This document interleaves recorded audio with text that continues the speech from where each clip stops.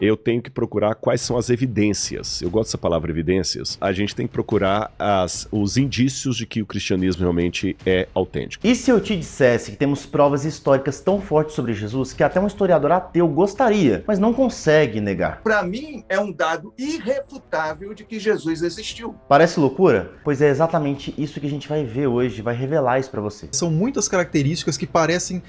seria muito mais plausível que Jesus tenha existido e foi tomando uma proporção divina, essa tese é muito mais plausível, do que Jesus nasceu como uma figura inventada, mas não muito bem inventada, que teve que ser divinizada posteriormente. Por que alguém inventaria como fundador da sua religião alguém que tem... que diz que é menor do que o pai, por exemplo, de que o pai sabe o dia do fim, mas eu não sei. É uma figura humana demais. No último vídeo, a gente mergulhou nas principais fontes fora da Bíblia que comprovam a existência histórica de Jesus, como Flávio Josefo, Tácito e até mesmo o Talmud. Mas agora, meu amigo e minha amiga, você tava aí todo perdido sem uma profundidade histórica. Mas com a parte 1 e essa parte 2 aqui, os seus tempos de leigo vão ser passados. Lembra do Plínio jovem que nós mencionamos no último vídeo? Esse vídeo aqui, a parte 1, que tá no card aqui em cima. Pois bem, a história fica ainda mais interessante agora. Em 112 d.C., ele escreveu ao imperador Trajano perguntando o que fazer com os cristãos, como a gente viu na parte 1. E a resposta do imperador é de arrepiar. Trajano disse: não saia caçando cristãos, mas se forem denunciados e não negarem a fé, punam-nos. Agora, pensa comigo, por que alguém estaria disposto a morrer por uma mentira? Esses cristãos não estavam defendendo uma lenda, mas algo que viram e viveram. Só um evento real e histórico poderia gerar tamanha fidelidade. Esse documento histórico nos mostra pessoas que andaram com testemunhas oculares da vida de Jesus e que, diante desses testemunhos, estavam dispostos a morrer para não negar essa verdade. Te digo mais, Suetônio, um historiador romano, nascido em 69 d.C., praticamente um vizinho temporal de Jesus, em sua obra Vida dos 12 Césares, Suetônio menciona um tal de Crestus. Porém, ele menciona esse Crestus aí como a causa de distúrbios entre os judeus em Roma, durante o reinado de Cláudio, entre 41 e 54 d.C. Essa é uma referência clara a Cristo e ao impacto que ele teve. Com certeza, tem a galera birrenta que vai acabar dizendo aí pra mim: ah, mas Crestus pode ser outra pessoa, um erro de transcrição. O termo Crestus era uma variante comum de Christus na época. É tipo alguém chamar o Elon Musk de Elon Musk. Você saberia que são a mesma pessoa. Além disso, o contexto histórico confirmava que ele estava falando de Cristo, já que Suetônio descreve um conflito que se alinha com o cristianismo nascente, tanto pela data que eu já mencionei, do ano 41 a 54 d.C., ou seja, muito próximo às atividades e viagens de Paulo, espalhando o evangelho e causando confusão, inclusive, por aquele mundo da época ali, o Império Romano, quanto também por mencionar que era causador de distúrbios entre os judeus em Roma. Mas não é só isso. Até os sírios se envolveram nessa documentação histórica. Você conhece Marabar Serapião? Provavelmente não. Ele era um filósofo sírio que escreveu sobre um rei dos judeus, executado, inclusive, pelos romanos. Ele compara Jesus a figuras como Sócrates e Pitágoras, destacando que essa sabedoria desse rei dos judeus continuou a influenciar mesmo após a sua morte. Aí lá vem o Pirracento dizendo que ele nunca mencionou Jesus pelo nome. Então, isso seria só especulação. Mas, meu amigo, é só você aprender a somar 2 mais 2 e saber que no final o resultado é 4. Quem será esse rei aí? Spoiler, ele não é o rei Pelé. A descrição de um rei dos judeus executado e cuja mensagem sobreviveu após a sua morte se encaixa perfeitamente com Jesus. Mas se você ainda não concorda, pense o seguinte: quantos reis dos judeus foram executados e tiveram sua mensagem mantendo-se relevante e incômoda a vários povos, mesmo após a sua morte? Fica aí a reflexão para você. Se você tá achando essas evidências tão sólidas quanto eu, já dá um like e compartilha esse vídeo pra gente já espalhar um pouco de conhecimento sobre esse Jesus histórico. Mas espera aí que tem mais filósofo incomodado com Jesus, não é só Marabar Serapião não. Então segura essa. Um dos maiores escritores satíricos da antiguidade, chamado Luciano de Samosata, que viveu no século II, também mencionou os cristãos e a figura de Jesus. Ele meio que não era nenhum fã do cristianismo, na verdade, muito pelo contrário. Na sua sátira chamada A Vida de Peregrino, escrita mais ou menos ali em 165 d.C., ele acaba zombando dos cristãos e da forma como eles seguem Jesus com uma devoção inabalável. Esse livro conta a história de um homem chamado Peregrino que explicava e comentava alguns textos sagrados e até escreveu alguns deles. O livro satiriza que os cristãos o tomavam como um líder, um profeta. Luciano continua inclusive dizendo que esse peregrino só não foi mais adorado do que um homem da Palestina que foi crucificado por trazer essa nova forma de iniciação ao mundo. O objetivo do texto não é ser histórico, mas ser uma sátira, como eu já disse. Mas para não ficar dúvida do que ele achava desse homem palestino crucificado e que deu origem a essa crença, ele diz que os cristãos adoram um sofista crucificado e vivem de acordo com seus ensinamentos. Lembrando que sofistas sempre foram muito mal vistos pelos filósofos, como é o caso de Luciano de Samosata. Agora deixa eu te perguntar, que tipo de sátira se faz de algo que nem existe? A ironia de Luciano prova exatamente o contrário do que ele queria, que o cristianismo já era uma força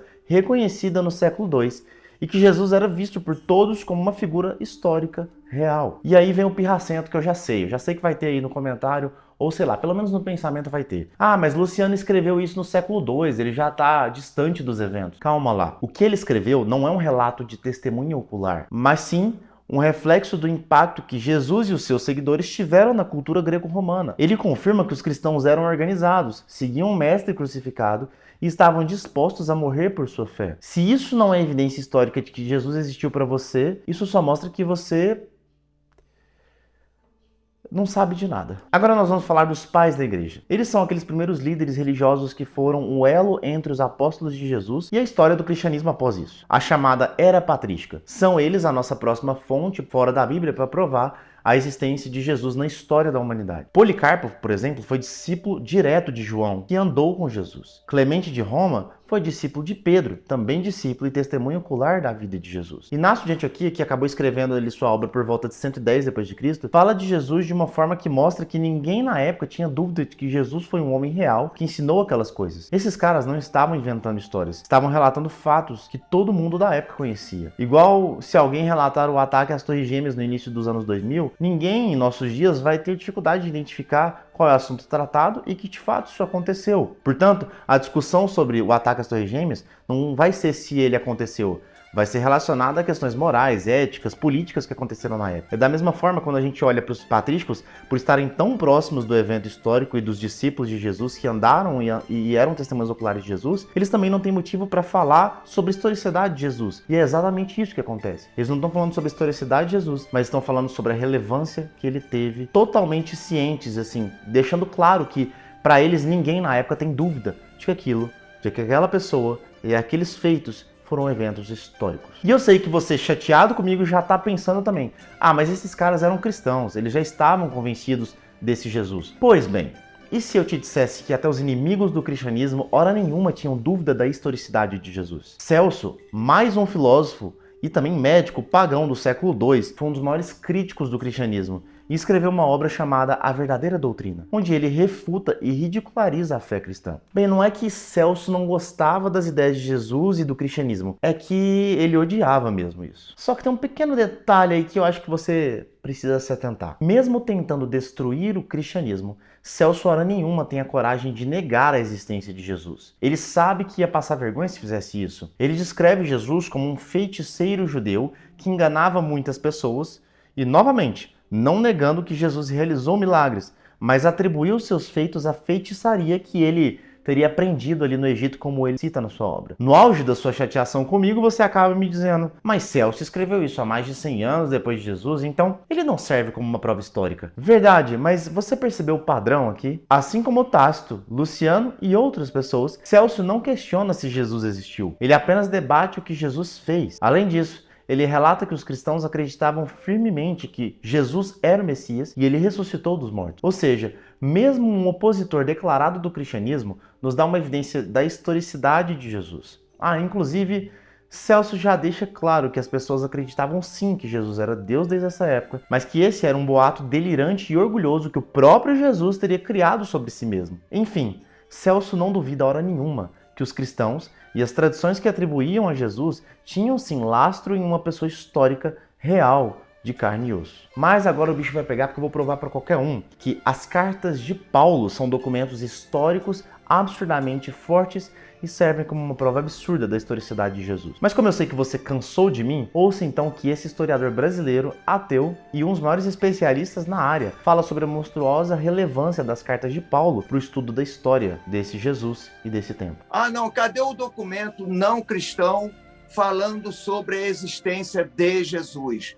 Até temos, não é? Mas mesmo que nós não tivéssemos, isso do ponto de vista histórico, do ponto de vista da ciência histórica, invalidaria falar sobre Jesus? Obviamente que não. Então, em Gálatas, capítulo 1, 18 e 19, ele diz o seguinte: olha, passado 3 anos que eu me aproximei desse movimento, eu fui até Jerusalém. Isso ele está escrevendo uma carta nos anos 50, se lembrando de acontecimentos de 20 anos atrás. E fui até Jerusalém. E lá eu estive por 15 dias com Pedro e também estive com Tiago, o irmão de Jesus. Olha, o cara não está pensando em século XXI quando escreveu isso. Ele está fazendo um exercício mnemônico. É de se perguntar, e é uma pergunta simples, óbvia. Essa informação paulina foi maquiavelicamente construída? Obviamente que não. Essa informação paulina é uma interpolação para dizer que existia no tempo de Paulo testemunhas oculares que conviveram com Jesus? Obviamente que não. Então, o fato de Paulo dizer que em meados dos anos 30, foi a Jerusalém e conversou durante 15 dias com Pedro, e é inegável que Pedro foi um dos discípulos de Jesus, conheceu ao vivo e a cores Jesus, para mim é um dado irrefutável de que Jesus existiu. Ele ainda diz: e ainda estive com Tiago, o irmão do Senhor. Esse Senhor não pode ser outro, esse Kyrios não pode ser outro, senão o próprio Jesus. Então, a passagem de Gálatas é algo absolutamente fantástico. Pô, mas André, não vale você citar Gálatas, porque Gálatas é um documento cristão. Não. Para o historiador, pode até ser cristão ou não ser cristão. Muito bem, André, valeu. Jesus então morreu por volta do ano 30 d.C. As cartas de Paulo começaram a ser escritas no máximo 20 anos após essa data. Se você acha que relatos hoje sobre o ataque às Torres Gêmeas no começo dos anos 2000 são relatos confiáveis, você tem que respeitar demais a proximidade das cartas de Paulo no mundo antigo com a morte e ressurreição de Jesus. E eu vou te provar isso agora. Uma unanimidade entre historiadores é o fato de que o apóstolo Paulo escreveu a carta à igreja de Corinto e que essa carta foi escrita entre 55 e 56 d.C. Isso é um fato histórico. Mas se você quer prova disso, se inscreve no canal e ativa o sininho, porque em breve nós vamos fazer vídeos sobre as cartas de Paulo aos Coríntios e lá nós vamos provar esses 2 pontos. No capítulo 15 das cartas aos Coríntios, Paulo descreve o testemunho que ouviu da própria boca dos discípulos a respeito da ressurreição de Jesus. Olha isso.